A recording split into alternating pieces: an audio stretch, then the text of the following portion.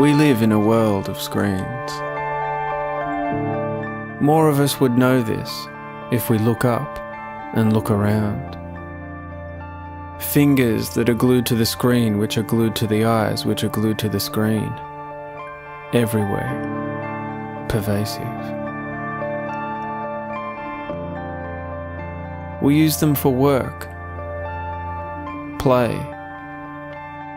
But it's much more than that. The screens use us too. How did we get here? And where is this journey leading us? What does that even look like? And is it what we want? Is this culture's technology changing us and our society for the better?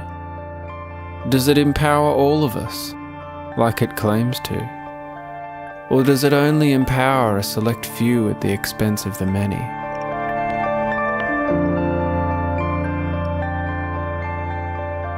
What's the price we pay to live in this pervasive electronic world?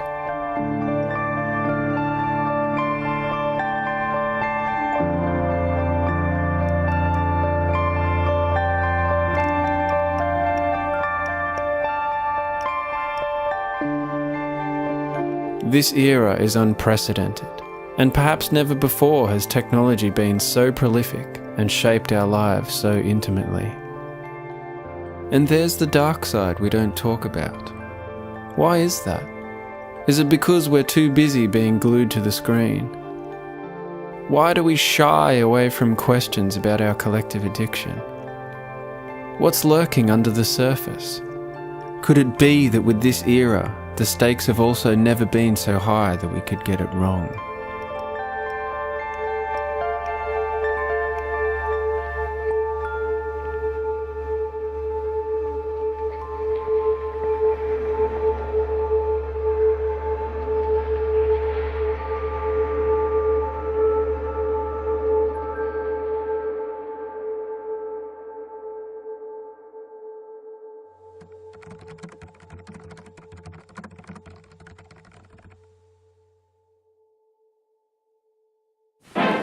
People becoming obsolete? A giant electronic brain has started cogitating at the University of Pennsylvania. It's made of vacuum tubes like your radio, and it can add up a column of figures a yard long in a second. It's the world's first electronic computer. Right now, it's solving mathematical problems for the U.S. Army, but who knows, someday a machine like this may check up on your income tax.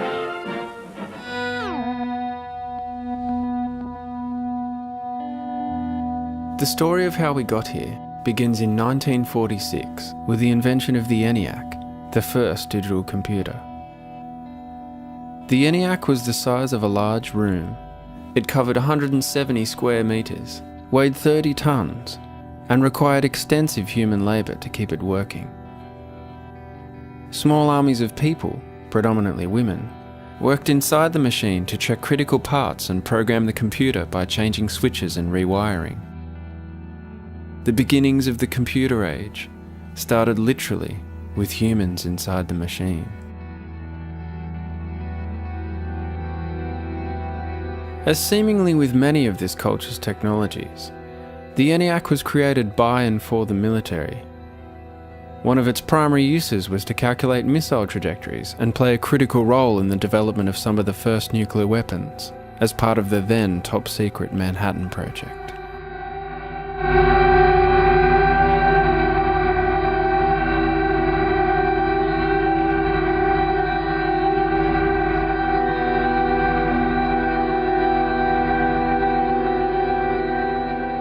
But obviously, the creation of the computer didn't just begin and end with weapons. After the Second World War, in the wake of vast devastation, an economic void appeared. Industry that had been rapidly set up across the globe to fuel war now had to repurpose its output for peacetime to continue to exist or face collapse from economic overshoot. But rather than stop this war machine, it was to expand into a different form. The coming decades would see the computer not only continue to drive war, but become a force in and of itself in the post-war era of consumerism and suburbia that was to be ushered in to ward off economic collapse. The 1950s saw a huge boom from this.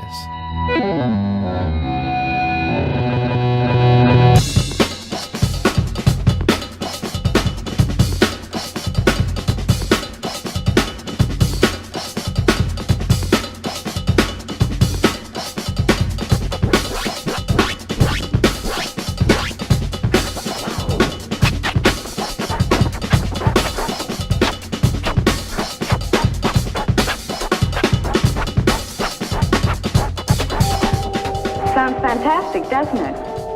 Through the invention of better things, we think you'll agree there is no end to progress now or in century 21.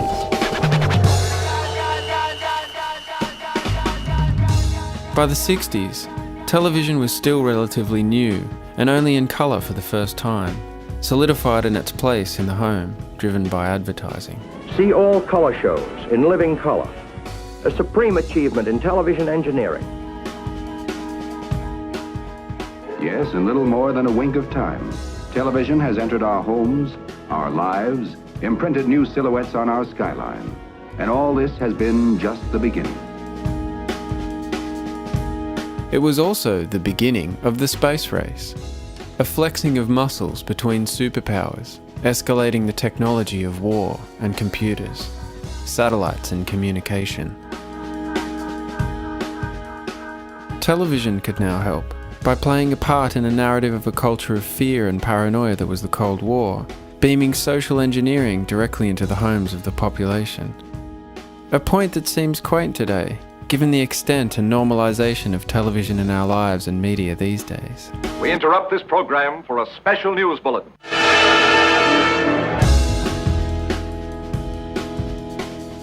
It was also during the space race that the computing structures of the internet were being developed in the Pentagon research labs of the United States military. Bob Kahn and I did the design work in 1973. He really initiated the program at the Defense Advanced Research Projects Agency.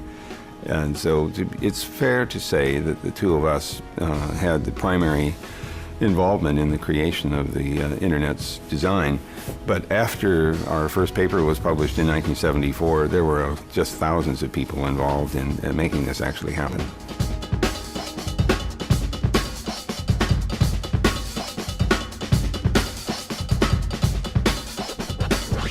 Indeed. The rapid escalation of technology by this point had transformed the world. The personal computer was next, merging with the television, giving rise to key corporate gatekeepers for what was to come, and bringing a kind of synergy to the trajectory so far, and a further frantic pace. The World Wide Web appeared in 1991, and by 1994 there were 100,000 websites. It spread like wildfire. By 1996, the first web browser went public and doubled in its first day of trading. Its market cap by year's end was $2.2 billion. An IPO frenzy soon followed on the NASDAQ, and as ideas were bankrolled into companies, the dot-com was booming. It took radio 38 years to reach 50 million people. Television did it in 13. It took the web less than 5. By 1999, there were more than 150 million people online, browsing through more than 1 billion web pages.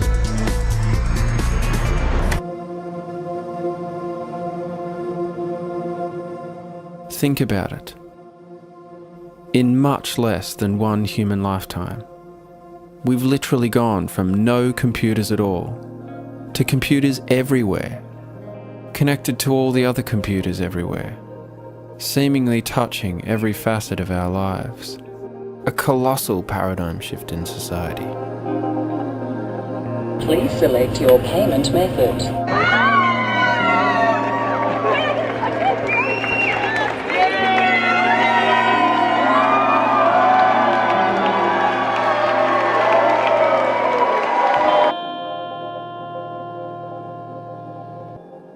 What we can see over time is computing power becoming incredibly powerful. Storage becoming bigger. We're now talking not megabytes. In the first computer I had, 0.5 megabyte was huge. Today we're talking about terabytes of data. We're also talking about processing speeds. I remember connecting at 1200 baud rate. Now we're connecting with broadband and sending hundreds of megabits per second of detailed information through our networks. We're talking about huge storage capabilities and processing power and a miniaturization of technology. We're not talking bricks anymore, but small implants that you can actually wear even, or tags that you can place onto your clothing. So a lot has happened during the last 25 years, and the next 25 years seem to be going as rapidly.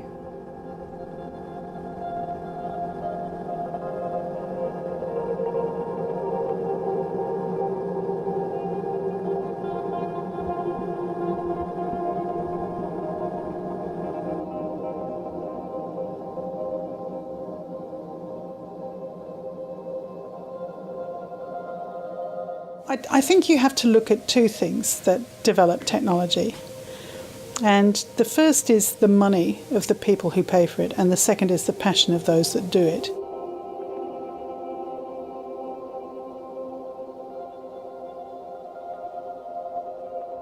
And I suppose when you look at it, up to certainly the turn of the century almost, it was very hard to develop new technologies without one of three forms of funding, and I tended to refer to that as the ABC of technological change, because it was either funded by the armed forces, which were one of the greatest, most, and I included the space race in that really, or B, for bureaucracy. When you look at the processing power of sort of getting files and data on everybody and making sure that they were paying their taxes and their car registration and all the rest of it. And then the third is corporate power. So the entities that want to know what you buy, who you talk to, how to market to you. So those three sources, even if you look at universities and you say, well, an awful lot of innovation went on in universities, but the projects that get funded in universities are still either funded through alliances with business or government sponsored in some way. And it's very rare that you came across something that you could imagine that had a lot of money behind it that would develop a new technology that wasn't an A, B or C of technological change.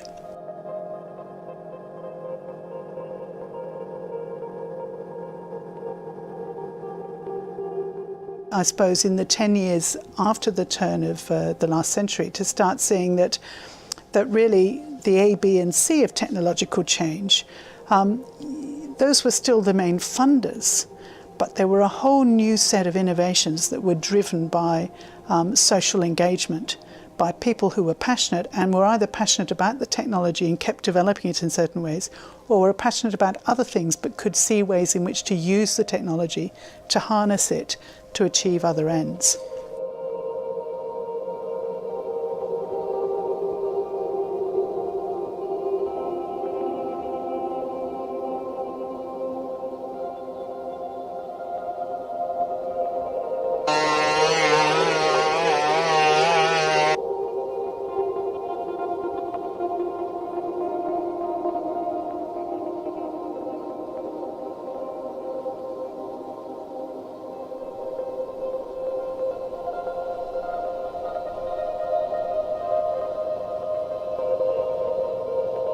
So what does it mean to live in this world of technology, mediated by these power blocks, that have these sorts of passions and history?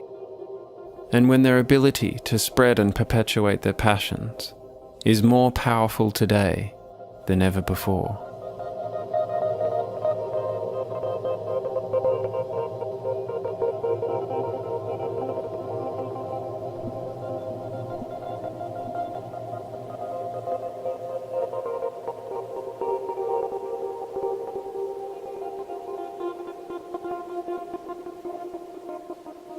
All technology is rooted in ideology. The internet has a cultural and a very concrete cultural ideological context. It represents the fusion of the old military-industrial complex of Southern California and the hippie ethic of Northern California. Both were, in a sense, opposed to authority. And in a book written by Fred Turner, a Stanford University professor, an excellent book, he explains that very strange union. Although on reflection, it's not that strange, because both the military-industrial complex, which invented the internet, or at least financed the internet in the late 50s, and the counterculture of the late 60s in San Francisco were tied together by their libertarianism. The internet itself reflects the ideology of the people who invented it, the people who drove it. Technology is simply a reflection of human will. Technology isn't accidental. Technology just doesn't come about in a vacuum.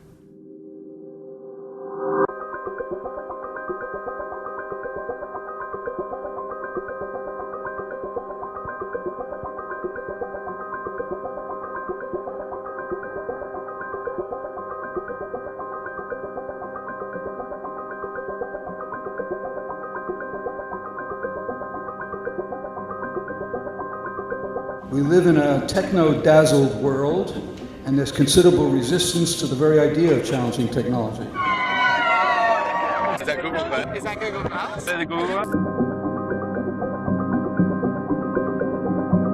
And now we have computers. They tie the world together. They accelerate communication. They make corporate globalization more likely and more effective. And they accelerate its negative impacts.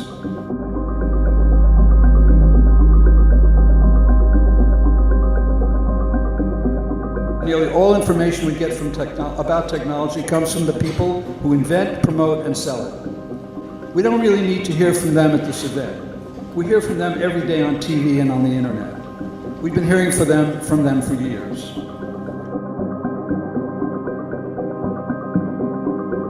We don't need Eric Schmidt to tell us about computers, driverless cars, and Google Glass. We get it. We want to discuss the rest of the story. What else do they bring? How do they unify our minds within a certain worldview? How do they envelop us within their frameworks? What are their hidden harms to the planet?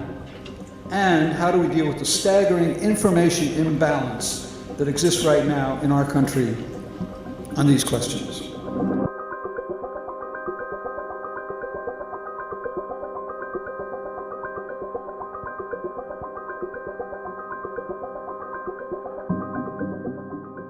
Lewis Mumford was a sort of a philosopher of technology, and he's pretty interesting because he was very pro-technology until World War II, and World War II changed his mind.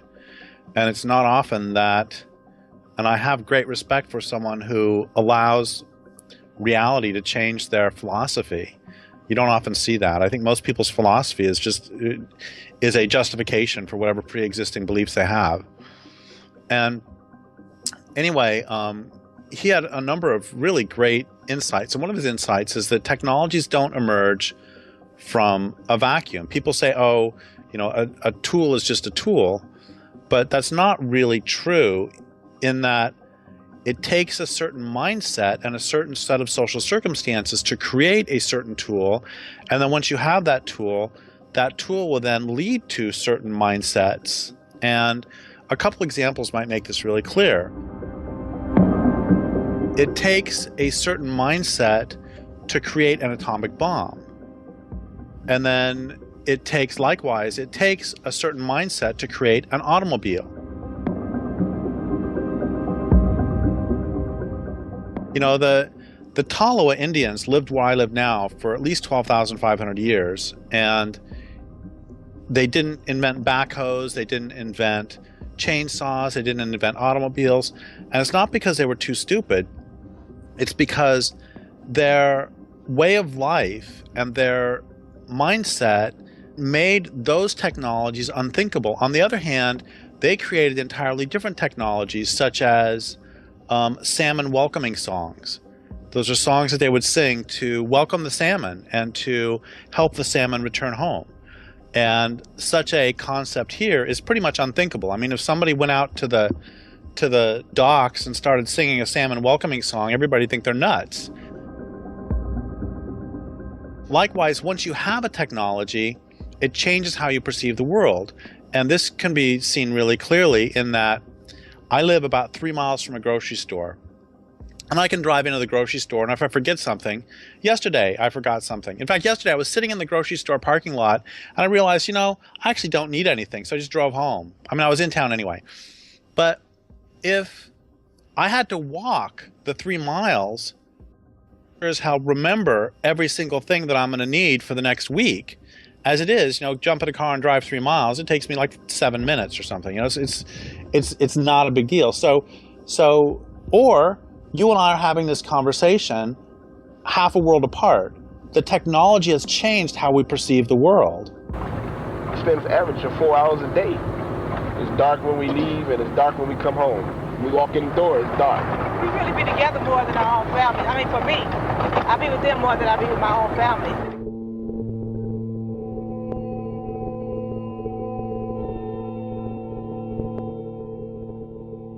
Once again, technologies don't emerge from a vacuum. And Lewis Mumford, he had a word for the combination of technology and the social system that would create it and then come out of it. And that's a technic, T-E-C-H-N-I-C. So you don't just have a knife standing by itself. Instead, this knife is part of a larger technic. We've all heard the cliche that if all you have is a hammer, everything looks like a nail. The technology is going to change how you perceive the world and how you relate to the world.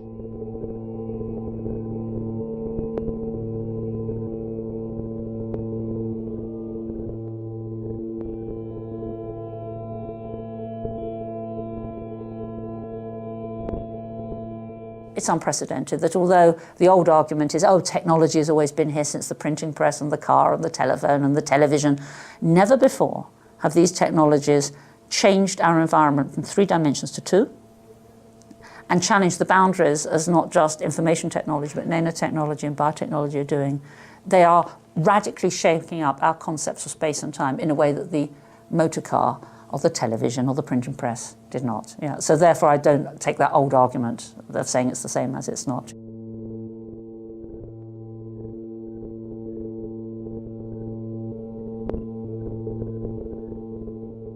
Screen culture is, as its name suggests, a whole way of life revolving around the digital devices. So when we say screen culture, whilst I wouldn't exclude television, it's more the interactive nature and the mobile nature of digital devices, which of course can embrace interactive TV nowadays. But it's more specifically when you think about the amount of hours people spend either with their Xbox or their laptop, or indeed their mobiles, or perhaps even nowadays with Google Glass.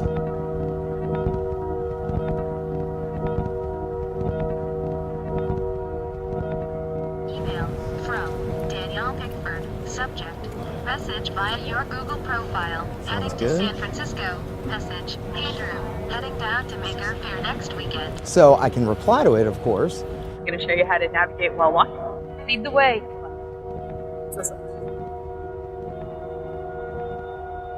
Okay, Glass. Get directions to park. Okay, Glass. Make a call to Rafi. Is somebody calling me? Try, okay, Glass, answer call. Okay, Glass, answer call.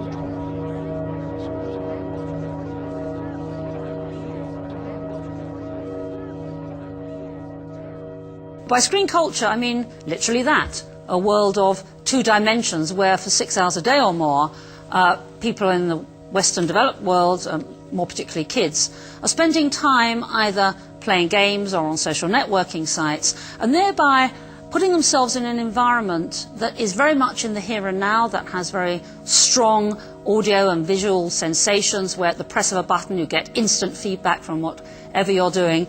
But at the same time, you're perhaps removed from some of the aspects that we've taken for granted, things like metaphor, abstract concepts, logical narrative, conceptual frameworks, long attention spans, imagination, but it's primarily a world of a small child, a world of the here and now, a world of a soundbite, a world of an instant frozen moment where nothing has consequences and where everything is literal, where nothing has a meaning. You're not seeing one thing in terms of something else, you're seeing literally what you see is what you get.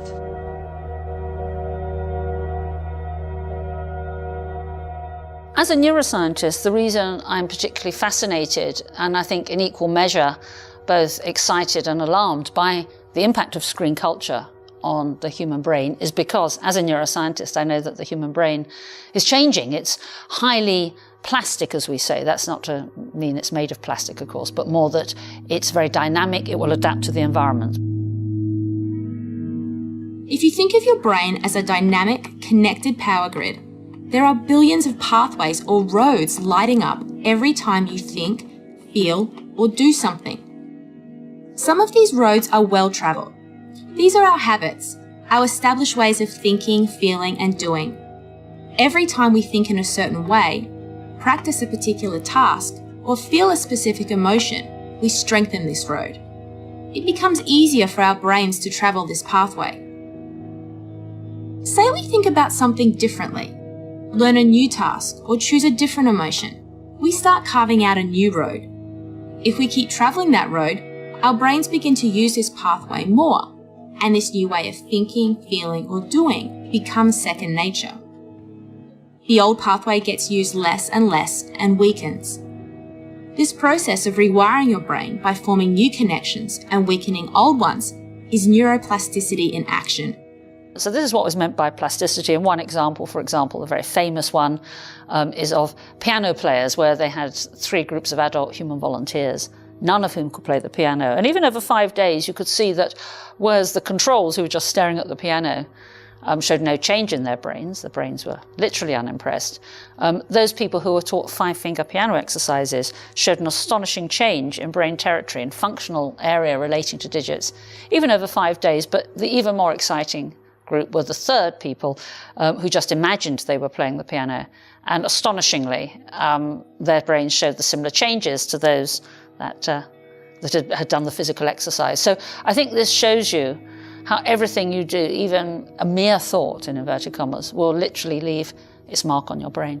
And therefore, if that is the case, if we are so sensitive in adapting to the environment, if the environment is changing in an unprecedented way, as I argue as it is with the cyber world, then it follows that the brain will change in a similarly unprecedented way.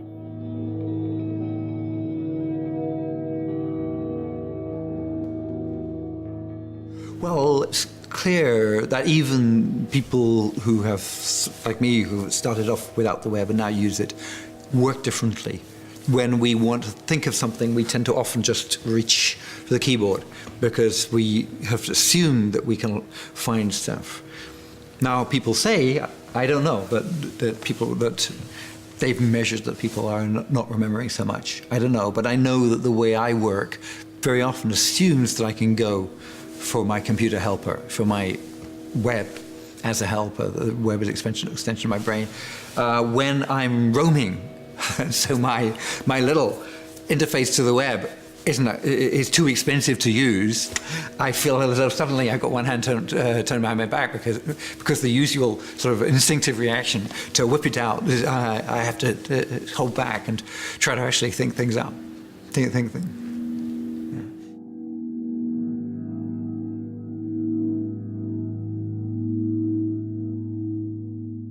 I think the price we pay for having easy access to so much information, easy, quick access to so much information is we sacrifice some of the depth of our engagement with that information. So the kind of jumping, hopping from bit to bit to bit, clicking on links, takes the place of what used to be a more contemplative, I think, approach to thinking about one thing, whether it's one piece of information or the argument or the narrative of a book. It becomes much harder, I think, when you're bombarded by information and other stimuli, as you are all the time on the web, to sit down and really focus on one particular thing. And so we gain kind of a breadth of engagement with information, but the cost is, I think, a certain superficiality in our relationship to that information. How many of us can relate to this experience? Living vicariously through the computer, jumping from one thing to the next. Multitasking, digitally tethered. Looking up something, only to end up somewhere else completely unrelated. How many hours have you spent looking up fleeting curiosities? And how much of it do you remember? What do you take in? How many of us think through the global computer?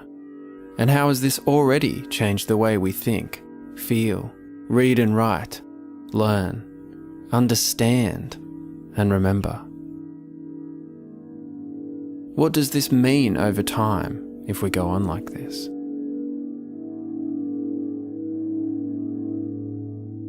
Throughout my life, books have played an important role, and I've always found it easy to immerse myself in a book and get engaged in an argument or a narrative. But a few years ago, as my use of the web kind of picked up, I found it much harder to sit down and engage with a book. After a page or two, my mind would start wandering. I'd kind of lose the focus, have to go back a page to reconnect with the argument.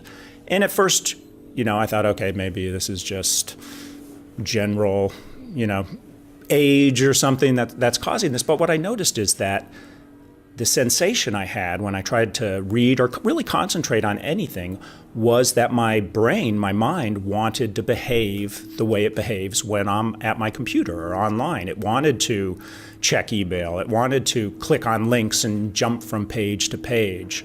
So it really, I began to make the connection that, in a really an unmistakable way, my use of the net was changing the way I think, in changing my ability to do things like concentrate or contemplate one particular piece of information or read through 100 pages of a book. And I began talking to other people, and many of them, not all of them, but many of them had a very similar, were suffering from a similar type of affliction. They felt that they had increasingly scatterbrained and they wanted to be online.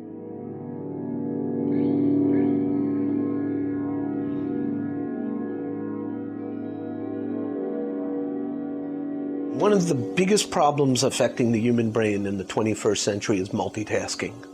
And the research we've done over the past year or two that got a whole lot of attention was multitasking seems to be very bad for the brain.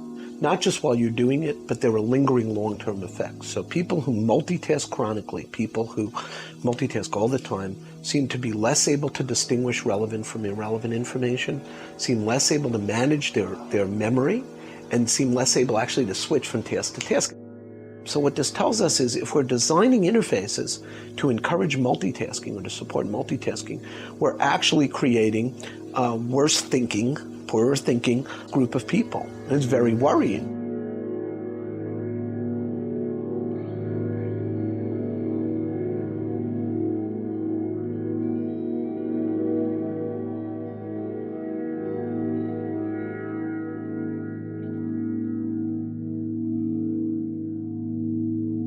If you look at the way the internet bombards us with stimuli, not only hyperlinks and different pages of information, but alerts, from Facebook updates to Twitter alerts to, incoming email and even our phones going off all the time, it creates, in a sense, an environment of information that plays to our desire to be distracted. And so it becomes very difficult to keep a focus on anything when 5 different things are happening at once on your screen or between your screen and your smartphone and so forth. And it's just all sorts of environmental stimuli that come through this information medium and keep us pretty much permanently distracted.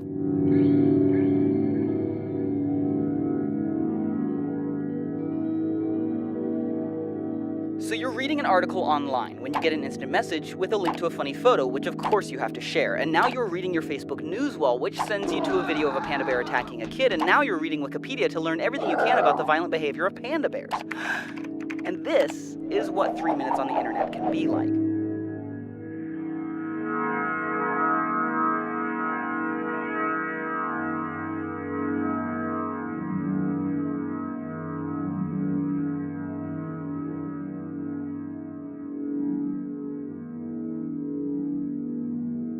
I've often spoken about the benefits of screen culture being one of agile processing, but how that mustn't be confused with content. Now, there's a book written a while ago now by someone called Stephen Johnson called Everything Bad is Good for You, which extolled the benefits of screen culture. And one of them is that it could be linked to high IQ, because the skills that you rehearse when you play video games are similar to those that are required to do well in IQ tests. That's to say, you don't need a lot of facts or infrastructure or hinterland, but you do have to be very agile at looking at patterns and connections and getting to an answer in a rather fast time frame. So the idea is that because the human brain is always good at what it rehearses, if you're rehearsing that, you're going to be good at it. And so then you go to an IQ test and guess what? You'll be good. But even Stephen Johnson says, just because, as many claim, we're seeing an increase in IQ scores in certain societies, we're not seeing an increase in empathy or understanding.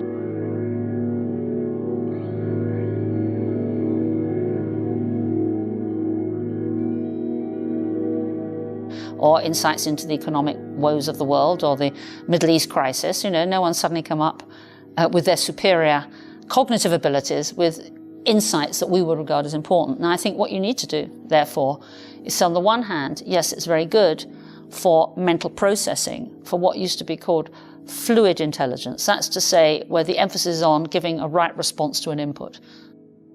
But that's not the same as understanding. Information is not knowledge. And I think this is what people confuse. And by knowledge, I refer to content. And content, for me, is true intelligence, which is where you can see one thing in terms of another. So, for example, the bit in Macbeth, out, brief candle. In order to really understand that, you have to see the analogy between the extinction of the candle and the extinction of life. You can't just say, take a candle literally. And I think that that's what we are missing out on. That's what might be in jeopardy. That's certainly not enhanced by doing very fast, clever things with video games, even though you might be able to give impressive responses very quickly, correct responses very quickly. That's not the same as understanding, and I think we have to be careful about differentiating them.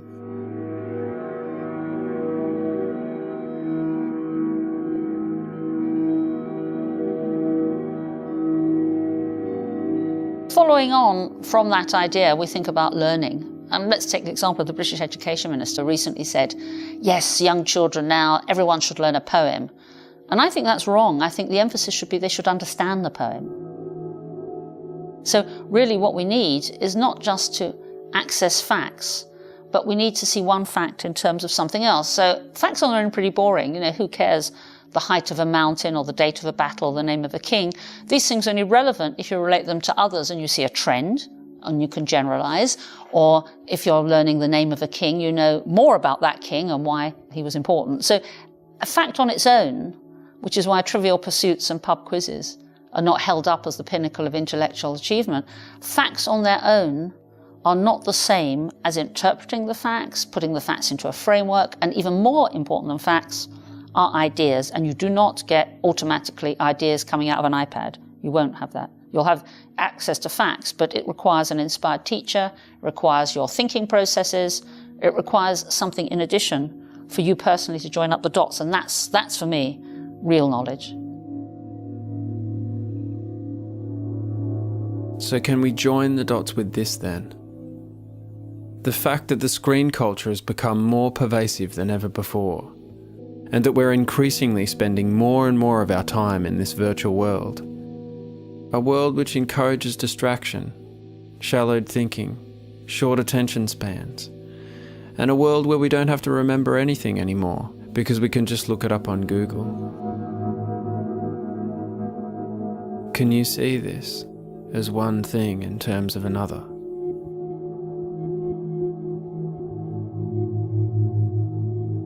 I think we are becoming more and more stupid. We don't have to work our brains so hard. Any information we need to know, we can instantly find it on an internet search system. And the worst thing would be to have a USB portal into our brain, so it's there immediately. Because the moment you take that away, you're dumb. You haven't got any information, you're relying on it.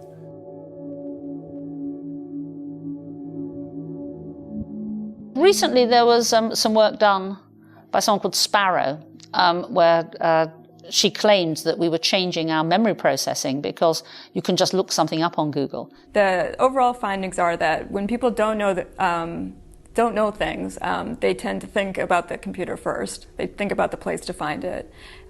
When people expect to have information accessible to them later, they don't remember it as well as when they don't expect to. So they do locate it externally instead of internally. And then finally, yes, that people tend to prioritize where to find things as opposed to the things themselves. And that does concern me because let's take that ad absurdum.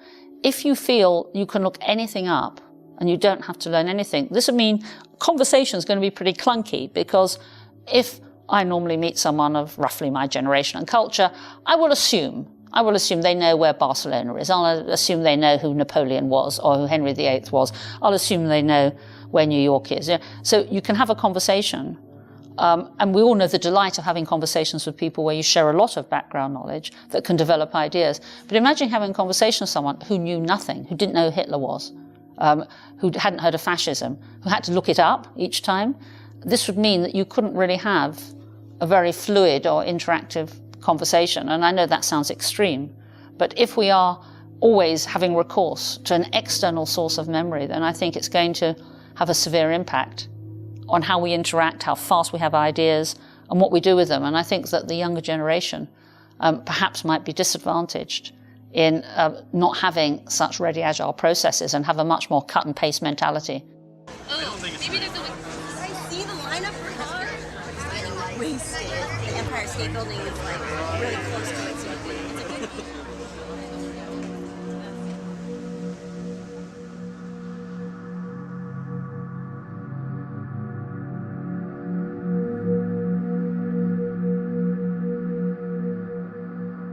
I'm a little nervous about drawing a sharp distinction between what we call, Generation Web or digital natives and older people, adults, because I think that's that lets adults off the hook, and they can say, as they always say, this younger generation, they're, going to hell or whatever. And really, the effects of the internet, I think, are the same on adults as on younger kids and younger adults. So I would hate to make it seem as though older people aren't affected by the internet, because I think they are. And I think what we see in young people, the distractedness, the inability to, read more than 2 pages at a time, is probably coming to characterize older people in every generation as well. Having said that, I think obviously the human brain is malleable throughout the course of anybody's life, but it's particularly malleable, of course, when you're young. So if a person is brought up looking at screens and using the web and being bombarded by information, then the question is, will the brain circuitry necessary to do things like deep reading, deep thinking, will those circuits ever even come into being? Will they be wired for that kind of thinking, or will they be wired completely for internet type of thinking?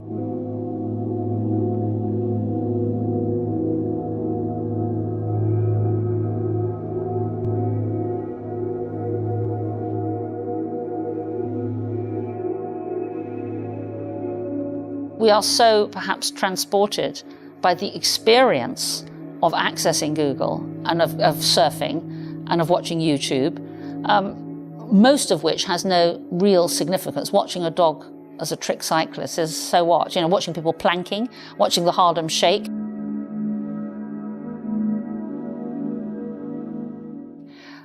Why are we doing this? It's because the experience of it is obviously, by definition, pleasurable, but we're not doing it to find anything out. We're not on a quest anymore, because we know we can go on to the next thing and the next thing and the next thing. And this, in a sense, the means has outpaced the ends. And I think that, again, this will have serious implications for education.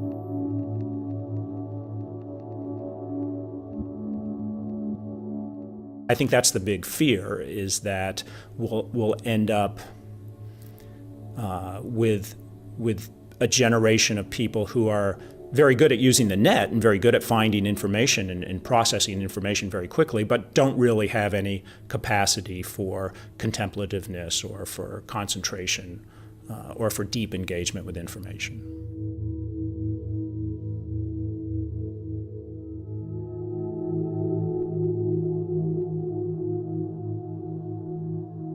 I think the great value of thinking deeply and reading deeply and concentrating in general is that we begin to develop a unique personality, a unique intellect that's ours and ours alone. And that requires, I think, deep thought and in the ability to make our own associations and our own connections about things we understand deeply inside our own mind, rather than relying on the associations and connections that might be out in the world and that we might access through hyperlinks, for instance. So I really think that the human self and the human personality becomes much richer when we can slow down and when we can think deeply and engage with information in more than just kind of a cursory manner.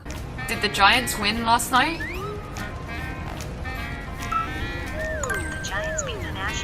Will I need an umbrella tomorrow? No. You think no?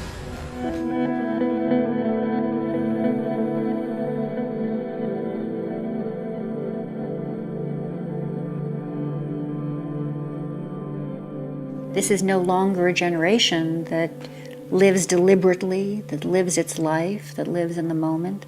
I think that has time for reflection.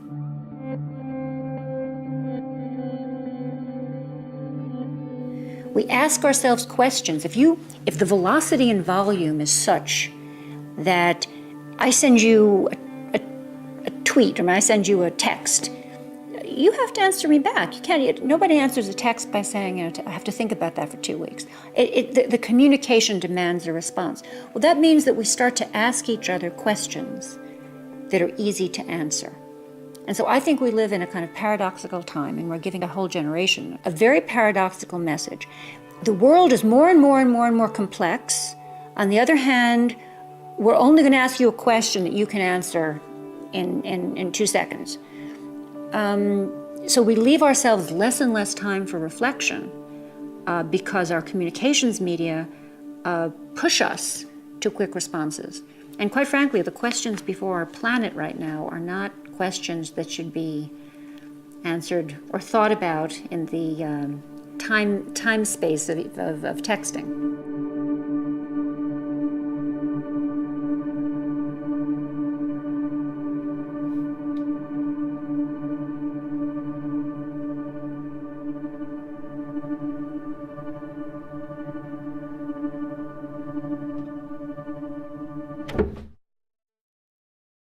But there's a more sinister danger that compounds this superficial mindset. For even when trying to meaningfully engage with information online, what if that information was tailored and edited just for you, like an invisible fine-tuning of the world? And if you weren't paying close attention, how would you know? So when I was looking at Facebook, I noticed that some stories do a lot better on Facebook than others, and that people were finding it very easy to click like on I just ran a marathon or I just baked this awesome cake, but that the stories like the genocide in Darfur enters its 10th year weren't getting so many likes. And in a world where the Facebook algorithm shows the stories that get lots of social love to more people and shows the stories that don't to less people, what does that mean? Does that mean that we don't find out about important but unpleasant things that are happening?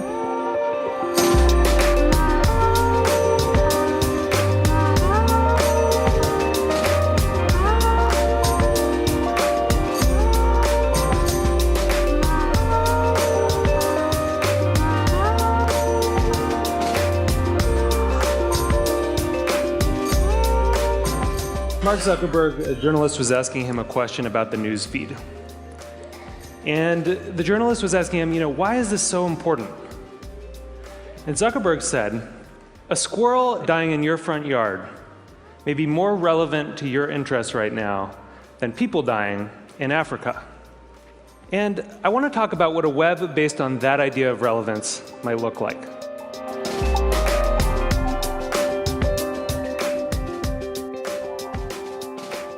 When I was growing up in a really rural area in Maine, the internet meant something very different to me. It meant a connection to the world. It meant something that would connect us all together.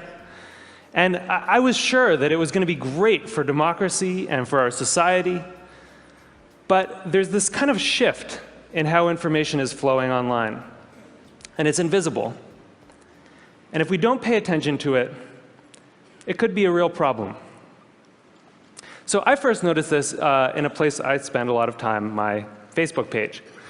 I'm progressive politically, big surprise, but I've always gone out of my way to meet conservatives. I like hearing what they're thinking about. I like seeing what they link to. I like learning a thing or two. And so I was kind of surprised when I noticed one day that the conservatives had disappeared from my Facebook feed. And what it turned out was going on was that Facebook was looking at which links I clicked on.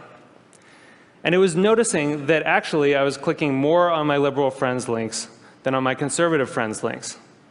And without consulting me about it, it had edited them out. They disappeared. So Facebook isn't the only place that's doing this kind of invisible algorithmic editing of the web. Google's doing it too.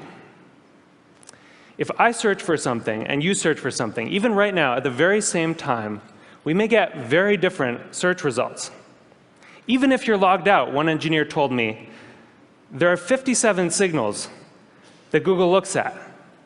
Everything from what kind of computer you're on, to what kind of browser you're using, to where you're located, that it uses to personally tailor your query results. Think about it for a second. There is no standard Google anymore. And the funny thing about this is that it's hard to see. You can't see how different your search results are from anyone else's. But a couple of weeks ago, I asked a bunch of friends to Google Egypt and to send me screenshots of what they got. So here's my friend Scott's screenshot. And here's my friend Daniel's screenshot. When you put them side by side, you don't even have to read the links to see how different these two pages are. But when you do read the links, it's really quite remarkable. Daniel didn't get anything about the protests in Egypt at all in his first page of Google results. Scott's results were full of them. And this was the big story of the day at that time. That's how different these results are becoming. Now, wait. Explain that again. I mean, that is astounding. So you go in, the uprising is happening in Egypt. Right. In fact, today there's a mass protest in Tahrir Square. They're protesting the military council and other issues.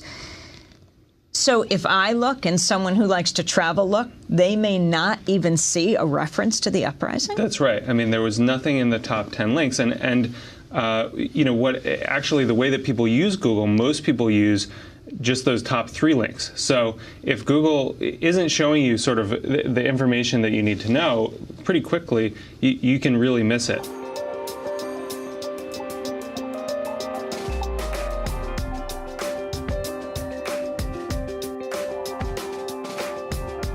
It's not just Google and Facebook either.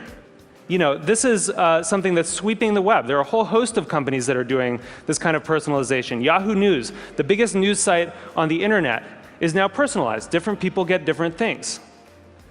Huffington Post, Washington Post, New York Times, all flirting with personalization in various ways. And where this moves us very quickly toward a world in which the internet is showing us what it thinks we want to see, but not necessarily what we need to see. As Eric Schmidt said, it'll be very hard for people to watch or consume something that has not, in some sense, been tailored for them. So I do think this is a problem. And I think if you take all of these filters together, if you take all of these algorithms, you get what I call a filter bubble. And your filter bubble is kind of your own personal, unique universe of information that you live in online. And what's in your filter bubble depends on who you are, and it depends on what you do. But the thing is that you don't decide what gets in. And more importantly, you don't actually see what gets edited out.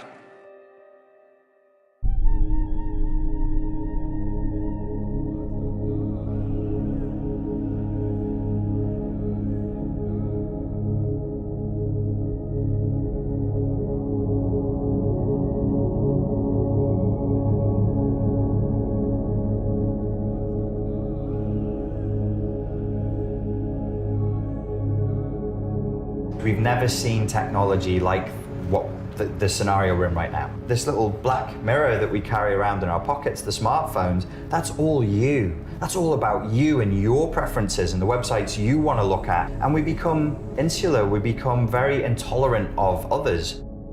The technology that we carry with us and that we are consuming at record rates right now encourages entitlement and encourages a lack of respect of other people's boundaries.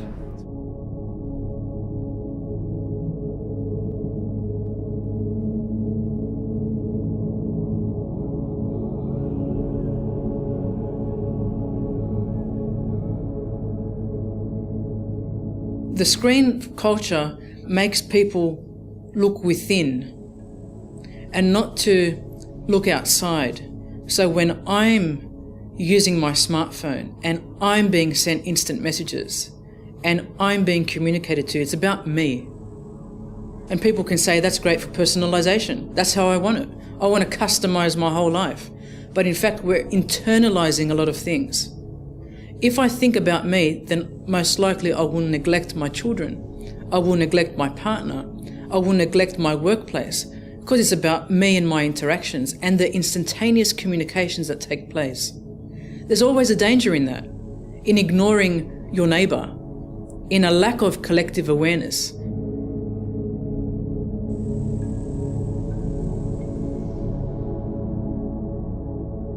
It's about insular things.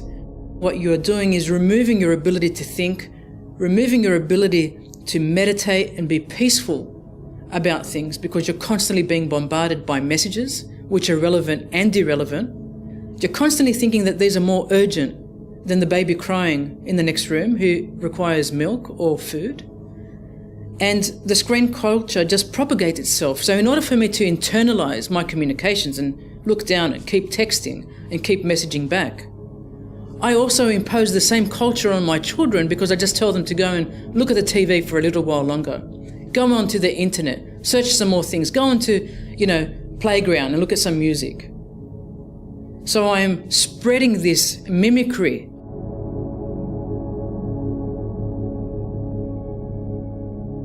And so when my senses are enveloped and it's about me and my communications, it's not about my children, it's not about my partner, it's not about my workplace, it's about me. And I think there's a great danger in trust within society, in building relationships with one another, or a lack of building when we are concerned about the me.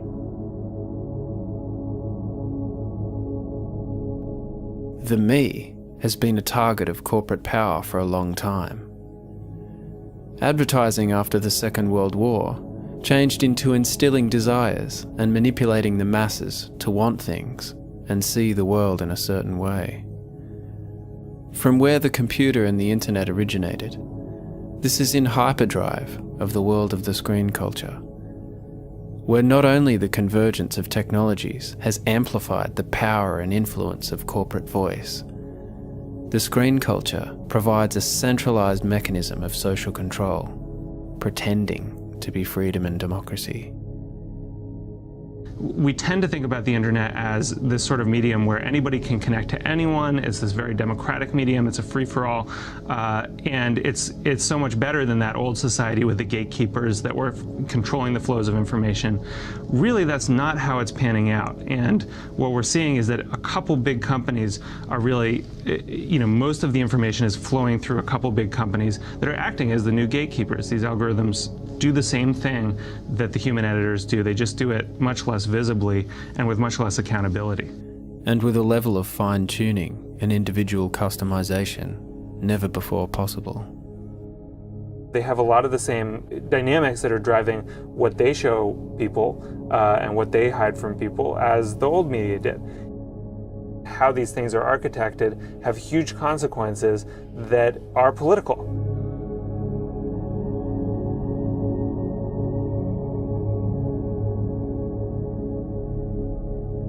The filter bubble puts you at the center of what seems like a vast world of connectivity and relevance. But really, you're in a walled information garden, a holding cell of two-way mirrors, a giant echo chamber.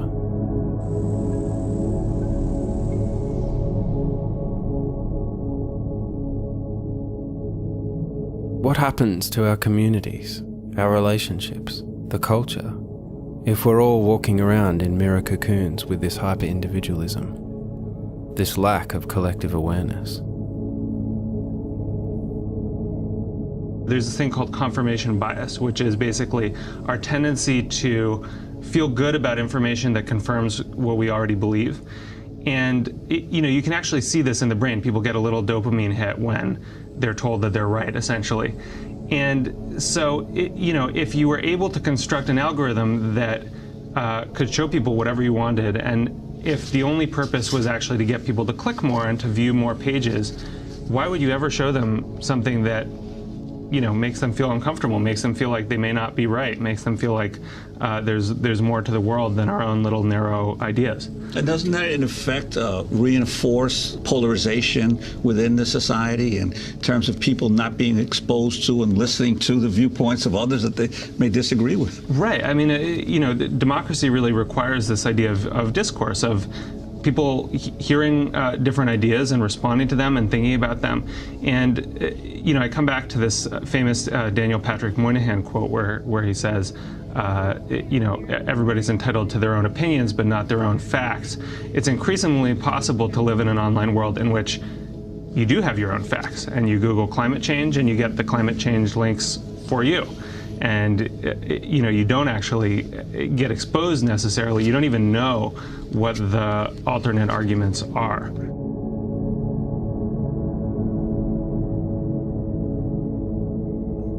As we willingly pour our lives into the screens not only simply reflect this more of the same, it's strengthening corporate power, studying and analysing us inside this playpen, projecting into our individually targeted mirror world. We become the product of the consumer culture in totality. There's a myth online that what we're doing is free. All that's happened is the place that revenue and value is extracted from us has been shifted.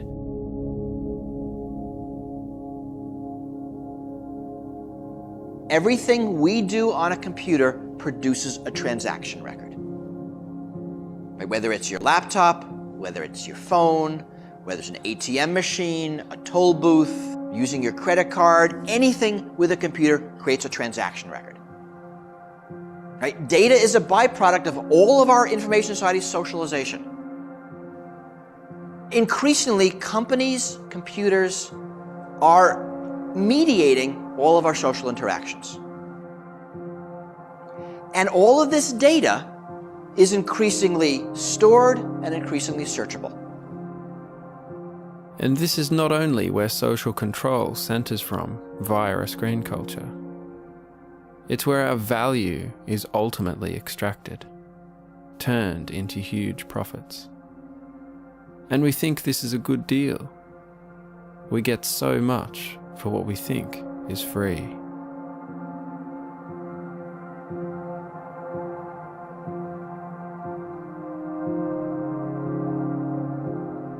Think about your digital trails. What did you do today that involved a computer, a screen, your choice or not?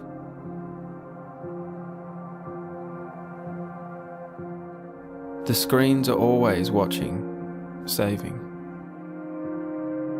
Example.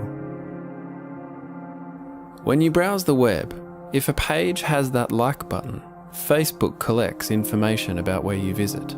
Even if you're not on Facebook, the fact that you've been somewhere, Facebook knows, because the like button is there. And even if you don't click, it's been loaded from Facebook's servers. They know. And this information's used to shape your experience. The same is true for Google. The millions upon millions of websites that run Google Ads, or use Google Analytics software, or make use of any Google code, YouTube video, search buttons or images. If anything touches Google, Google knows. Think about all of those websites across the internet that these companies track, analyze, dominate and influence. How are our lives shaped by this? And how do we even know what's happening behind the scenes? We've become so sparing in our understanding of these technologies, these corporate interests, and how they wrap around our lives. What happens when I click this button? The product online is not the content. The product online is you. The product online are the eyeballs looking at that content and as much information about how to influence the hands connected to those eyeballs as possible.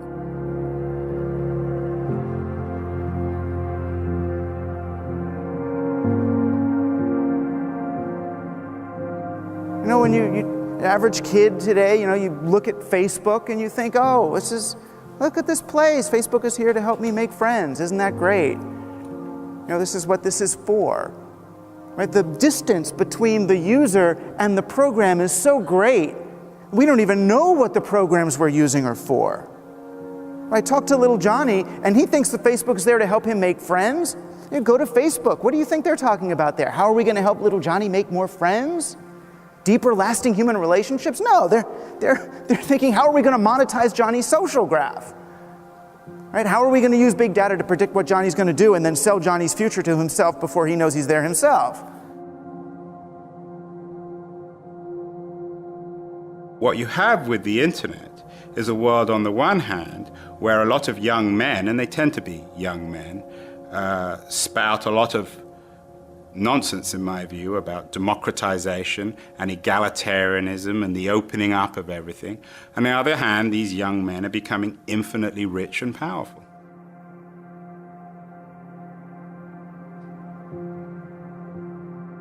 Does this concern you?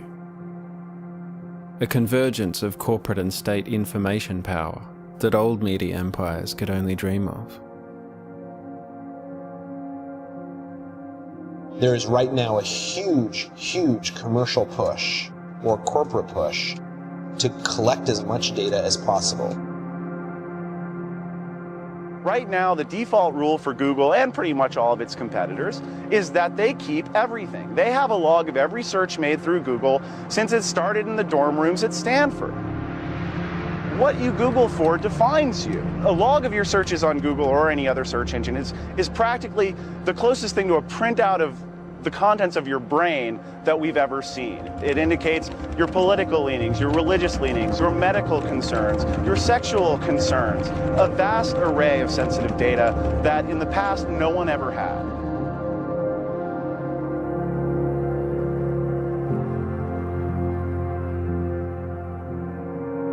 Stare into the lights, my pretties.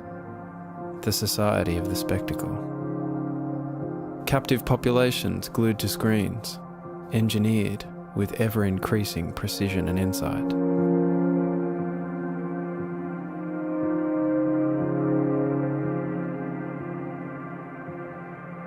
The basic fundamental paradigm of advertising is called one-to-one marketing. That's what was made possible by the internet.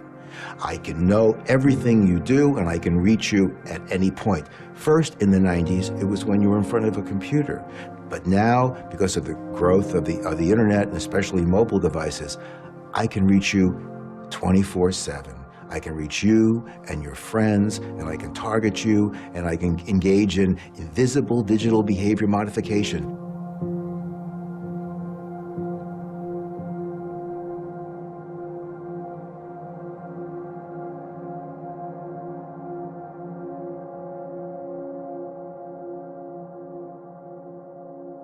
What sort of ministry of truth style world actually exists and would be perpetuated because of these huge, powerful engines? Engines that now have global reach and extensive influence over the information streams accessed by billions of people.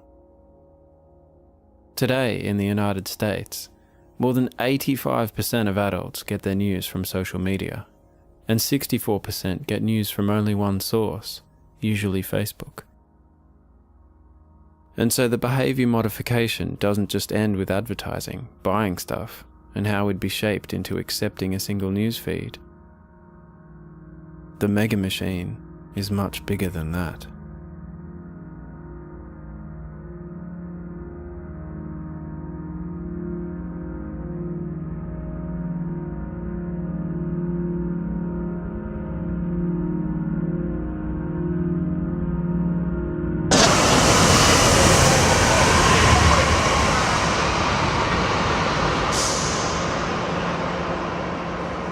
Corporate forces make huge profits, not only off the data about who we are and what we do, and by shaping us to be subservient consumers, and the cycle goes round and round.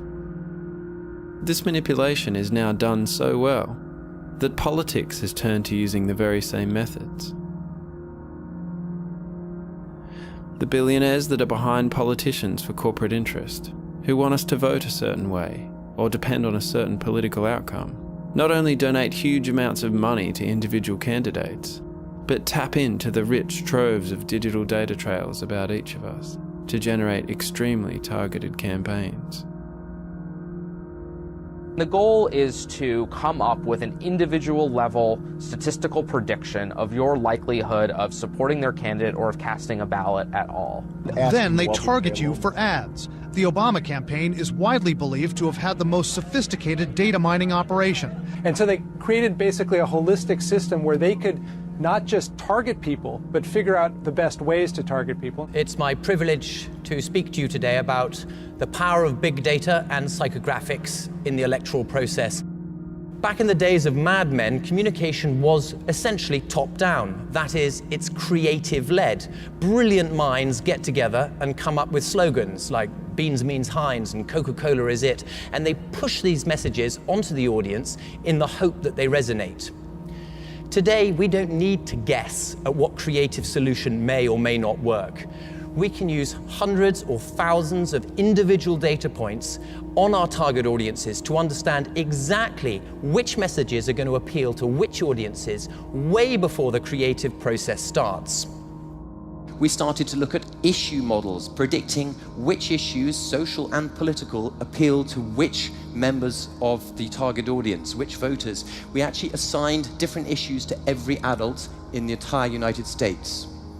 We could then take these models and put them into a matrix where we can categorize people or segment them according to how they're likely to behave.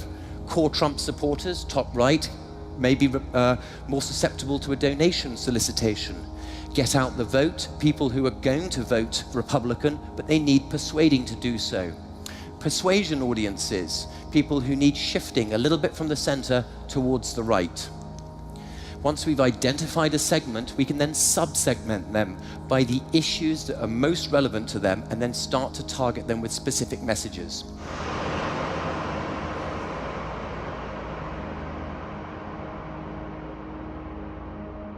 Axiom. Quantium. Palantir. The companies behind the companies.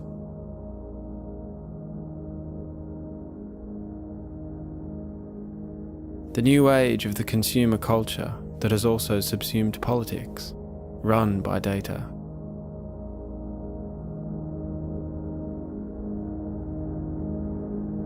Seemingly everything is run by data. Technocracy is the new democracy. These forces are the pervasive hidden hand in much of the online world, openly bragging about how they can manipulate us with scientific precision on a scale never before possible.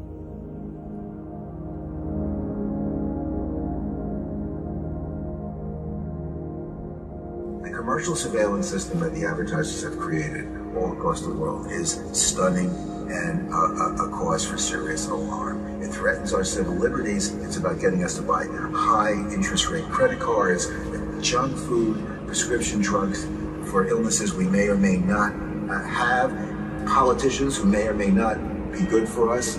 That's what all this data is being used for. We have no access to this data. We have no ability to control this information. We can't challenge it.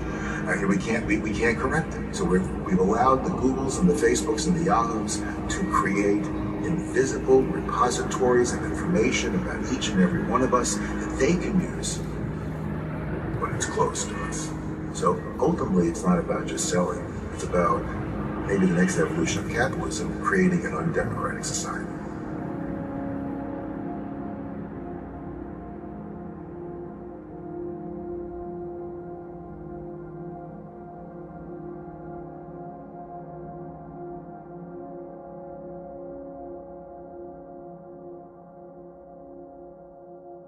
So the phrase that's often used, I've got nothing to hide, so I've got nothing to fear, is something that's often said by people.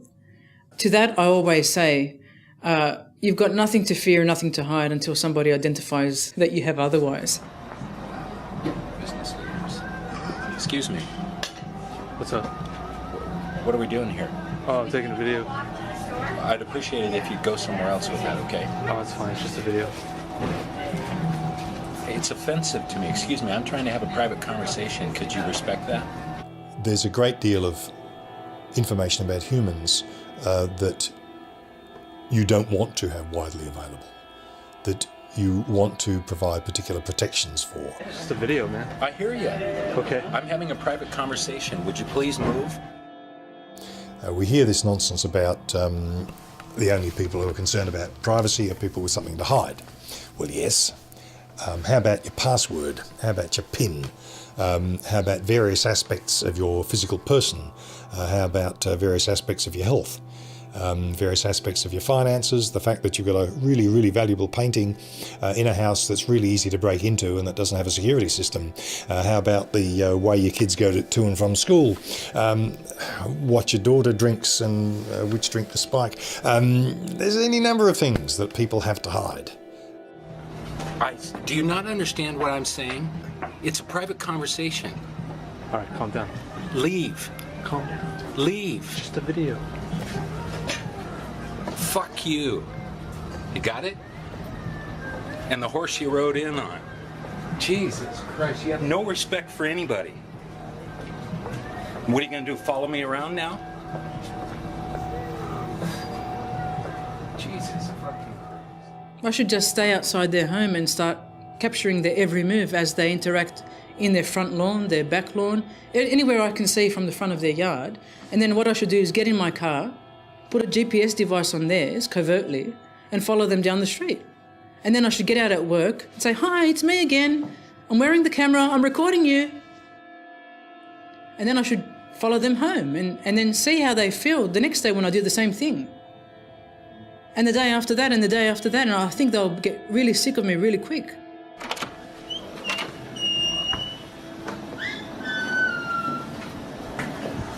What are you doing? I'm just taking a video. Why are you taking video without asking us? What? Shouldn't you ask us first before you're taking video? Oh, you seem confused. Yeah, you're not. We have this room and you just like barge in. Oh. Can you leave?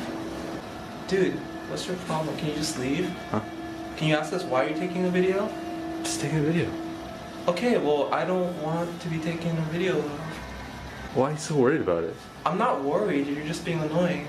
Look at it this way. You ever go to the grocery store? You know, there's like surveillance cameras everywhere. Yeah? It's not a big deal.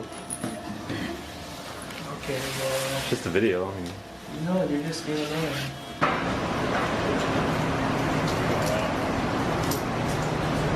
Can I ask who you are? What? What are you doing? I'm taking a video. Of what? Just a video. Why are you taking a video of me? Why not? I don't really care for other people to just be taking a random video of me. Didn't you just come out of the drugstore?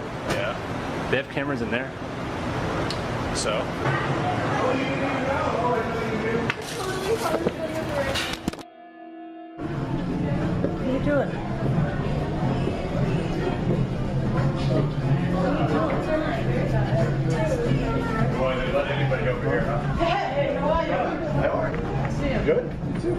What are you doing? We got a photographer. I don't know who this guy is. What are you doing?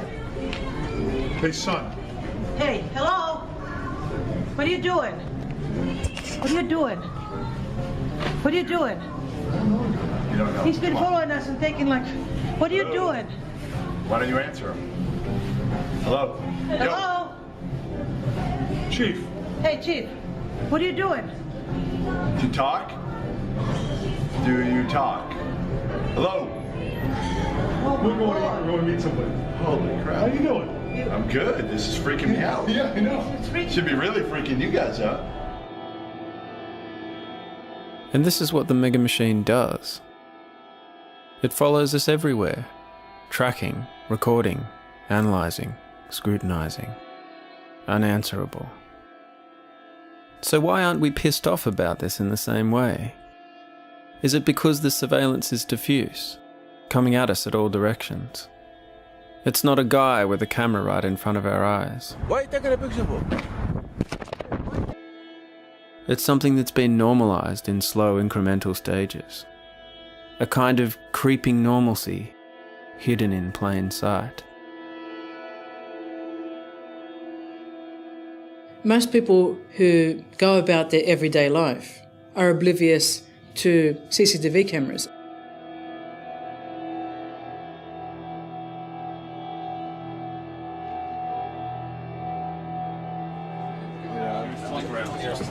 You're getting a picture like that of someone that you can't, the person's not going to be able to question what's going on. Even mobile CCTV now on police cars.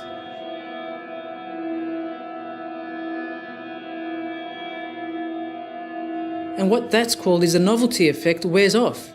So if something is new, I look up and I think, oh, it's new, it's invaded my space. Just like when telegraphs were introduced and people saw terrestrial lines that carried voice calls. Wow, what are these things, you know? We see windmills today and we think, oh, wow, a windmill. Or we see other infrastructure and we think, oh, aren't those base stations at the top of the building looking ugly? So we do notice these things initially, but we become oblivious to them over time. I don't notice base stations anymore, and I used to work very closely with where base stations went. For mobile phones. The novelty effect wears off, and with that wearing off, we become immune and we forget to question what is going on.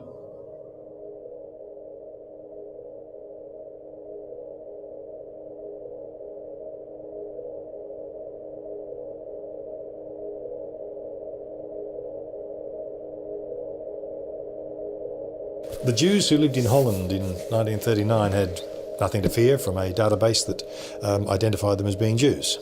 Well, they don't have anything to fear now because they're all dead, with very few exceptions. The people who had reasonable educational qualifications in Cambodia in the 70s had nothing to fear. What's there to fear about knowing that you've got a certificate or an advanced diploma? Well, most of them are dead too.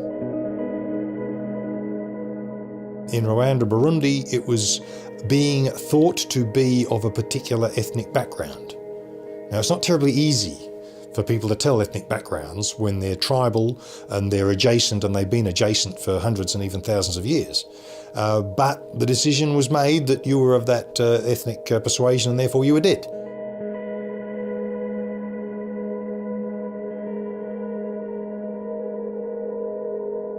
Now, these are just the sharp end, where the worst case of invasion of privacy occurs and you get killed. There's lots and lots of circumstances where obscure bits of information do harm to people that's somewhat less than killing them. Misinterpretation of, oh, you've got a criminal record, oh, we can't hire anybody with a criminal record. Well, you've got to work out what that was for. There have been people who had a criminal record because they were demonstrators against the Vietnam War, or they were demonstrators against apartheid in South Africa, who, once it has become apparent to the employer why they had the criminal record, they were instantly hired. You've got to understand the full background of the circumstances. There's tests of relevance, there's tests of accuracy, precision, and so on. Now, Information's complex and delicate, and its use is complex and delicate. So when we look at personal information and we look at the use of personal data and the interpretation of personal data, we've got to be very, very careful. Everybody's got something to hide, and everybody will discover in the coming years, 5, 10 and 15 years from now, that some of the things they didn't think they needed to hide would have been better off hidden because they've suffered because of that information's availability. It's a delicate flower. We've got to be careful with people. A lot of people say, well, I'm not doing anything, so it doesn't matter. Well, you may not be doing anything now, but you can't say anything contrary to the administrative position because you may become a target. And if you do that and you become a target, they've already assembled all this back data on you, and now they could start looking for some way to charge you with some kind of criminal act or harass you in some way, like at the border, or internally here, they can harass you through businesses. Things like that. All that is that's a real danger when government assembles that kind of knowledge about its citizenry. I mean, from my background, the KGB, the Stasi, the SS, and the Gestapo, they could never have dreamt of having such an ability to monitor the population. That's the real threat. Can you imagine that a guy from the NSA is actually saying that all of their enemies before put together is essentially less than what they have built to deploy on all of us?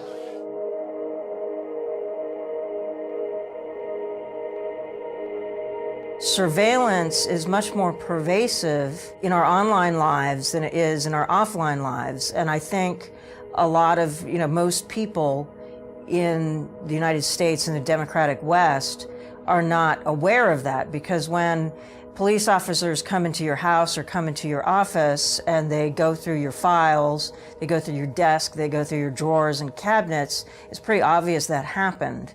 If they do the equivalent in your email, in your, online storage spaces, in your Facebook, you don't know. You have no idea it ever happened, so you're not going to raise a fuss about it. In a way, there's a kind of self-surveillance that I think that young people don't think about in political terms. But it is a political issue.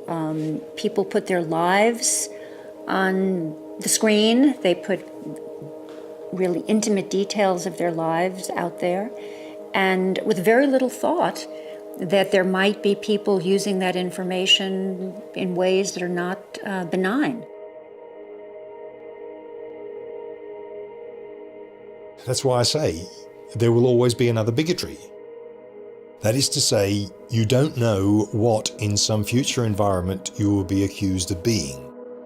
Possibly being in favour of heterosexuality will one day be a bad thing. Having been a member of a particular church which has become discredited could become a bad thing, which could be a black mark, which could result in you not being able to, for example, join the public service. Those sorts of things have happened in the past, and they've happened in many countries, including in Australia. Do we really want to be gifting that kind of history forever to a corporation? Now, of course, those people who use Facebook and put stuff on Facebook that invades their own privacy, embarrasses them when they apply for jobs 3 years later, and indeed embarrasses their friends when their friends apply for jobs 3 years later. The people who do those kinds of things on Facebook might well say, so what? I think in 3 years' time or 5 years' time or 15 years' time, those people are going to look at it differently. They're going to be saying, but surely you're not going to take notice of that rubbish. I was off my face when I was young. Aren't people supposed to get off their face when they're young? That's the attitude that many of us have. Young people are always more happier with risks than older people are. And that's the same person. The older one is more risk averse than the younger one was. Yes, I and many of my friends, before I had a grey beard, did lots of stupid things. I had the advantage that they were only visible in a limited space because the ability to film things was nothing like then what it is now. And they were not only limited in space, they were limited in time because they weren't recorded and they weren't subsequently available to anybody except by word of mouth. So I'm protected. My youth's all right. All the things I did that were stupid in my youth aren't up there on Facebook and won't be, and they aren't in Gmail. But the current generation are facing a different thing. They're facing capture and recording and retention in ways that we think is quite inappropriate. It runs quite against the grain for humans. Somebody told me that they can listen to what we're saying by my having this, even if it's turned off. Yes. Here's the real grand design. Every domain, think of a domain as an activity, a specific type of activity, phone calls, or banking is another domain. So if you think of graphing each domain, and then each graph then turning it in the third dimension, the trick now is to map through all the domains in that third dimension, pulling together all the attributes that any individual has in every domain, so that now I can pull your entire life together. The purpose is to monitor, be able to monitor what people are doing. You build social networks for everybody. That then turns into the graph, and then you index all that data to that graph, which means you can pull out a community that gives you an outline of the life of everybody in the community. And if you carry it over time from 2001 up, you have that 10 years worth of their life that you could lay out in a timeline. That involves anybody in the country. The dangers here are that we fall into something like a totalitarian state like East Germany. That's actually the creepy thing about surveillance, like preemptive surveillance. You can find anything about someone, you can make stuff up, you just collect all this material and you can go back later and interpret it in so many ways, and so everybody can become the enemy instantaneously.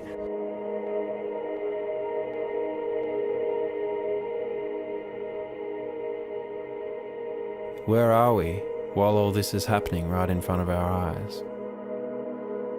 Are we paying attention?